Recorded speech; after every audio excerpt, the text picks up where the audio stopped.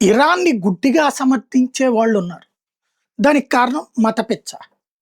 ఒకప్పుడు పర్షియన్‌లు బ్రతికేటటువంటిది Persian Gulf అంటారు అందుకని.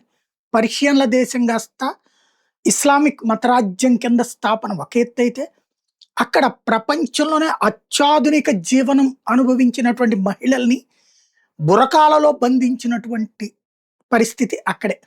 అది ఏది వాళ్ళ మతం వాళ్ళని వాళ్ళకు చేయడంలో తప్పే లేదు.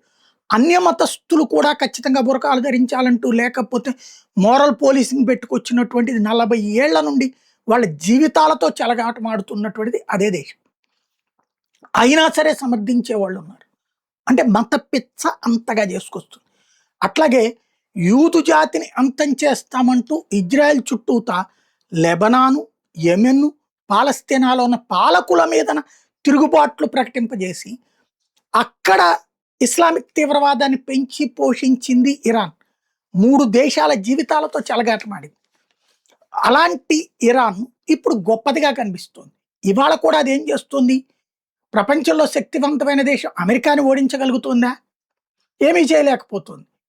దానికి బదులుగా తోటి ముస్లిం దేశాల మీదన కసి తీర్చుకుంటూ, వాళ్ళని అడ్డుపెట్టి ఆయిల్ మీదన ఆధిపత్యాన్ని గల్ఫ్ దేశాలది చెడగొట్టి, టోటల్‌గా ఆ ప్రాంతం నుంచి అమెరికాని వద్దని గల్ఫ్ దేశాలే చేసేలా చేసి, వాళ్ళ మీద పెత్తనం తను చెయ్యాలనుకుంటాడు. ఓవరాల్‌గా ఒక అరాచకాన్ని పెంచి పోషించే దేశాన్ని సమర్థించుకోవడం చాలా మందికి చెల్లుతోంది.